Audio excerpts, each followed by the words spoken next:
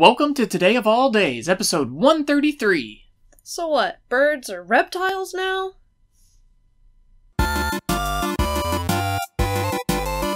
Today is Sweet and Slithery Saturday, the 21st of October, 2017.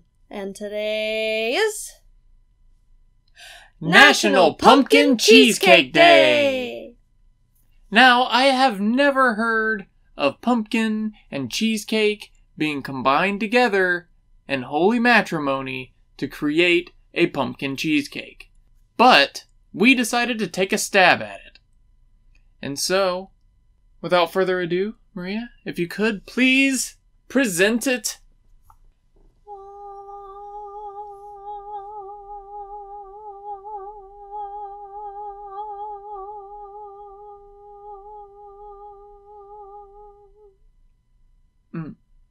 So for this, I tried to stay as true to a cheesecake recipe as possible while still throwing in a cup of pumpkin with the spices that go in a pumpkin. You know, the pumpkin spice that everybody's freaking out about.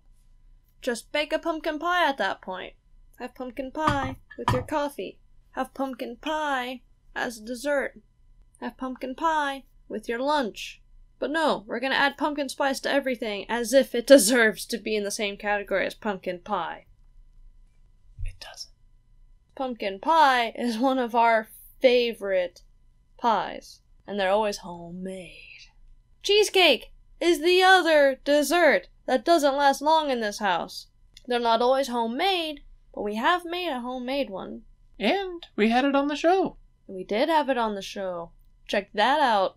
So, to combine two of our favorite desserts into one ultra dessert, we couldn't resist. First, the aroma. It smells so much like cheesecake, but and also... so much like pumpkin. Yes. And next, the taste! Bon appetit!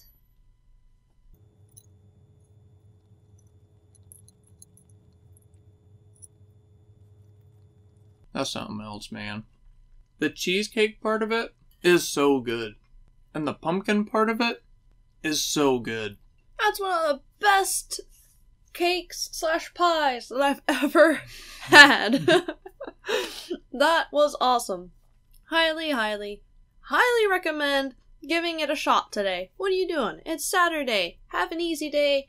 Bake a pumpkin cheesecake. And we will post the recipe below. And that brings us to...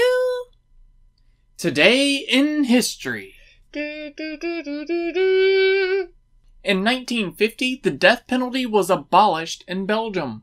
It is kind of shocking that the death penalty is still a thing. In the US, 31 states still use the death penalty as a means of justice, while 19 states have abolished it altogether. As it currently stands, there are 2,831 people on death row as of October 1st of this year. Of those, 98% of them are males. On average, a person on death row will spend 20 years waiting for the death penalty to be carried out. So from the time that they commit the crime to them being dead, 20-year wait time. Imagine having that looming over you. You know you're going to die forcibly, and it's coming. Since 1972, only 1.6% of the people that are on death row get exonerated. And now, we're gonna shed our skin over to... Reptile Awareness Day!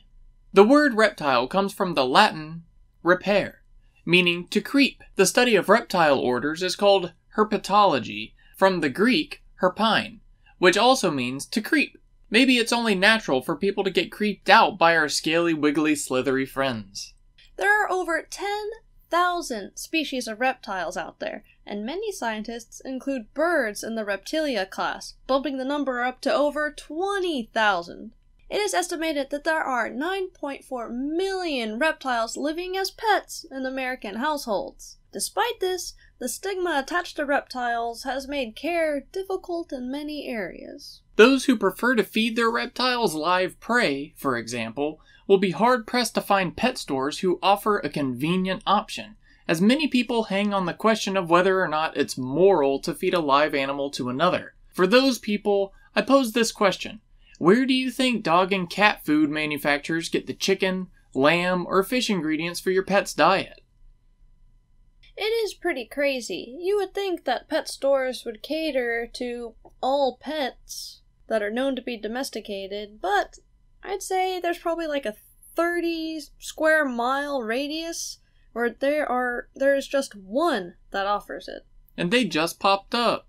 So since then, we've been having to do like frozen mice or frozen rats, and I don't know, I just feel like that's less natural, and to me it makes me feel funnier than if I was just to have a feeder mouse, drop them in the cage and let it happen naturally. And I know what you're gonna say, oh, but it's a snake that's in captivity, it's not in a natural environment, so it doesn't matter if he feeds the natural way, and I completely understand that.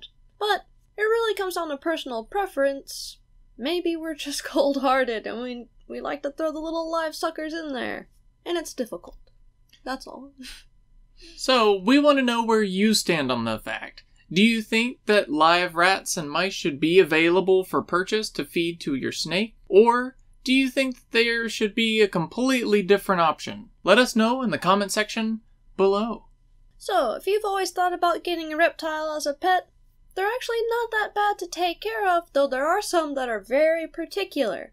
So do your research, and why not go out and get a scaly new friend on this day. Today of all days. Today of all days. And we will see y'all Monday. Bye. Isn't he cute?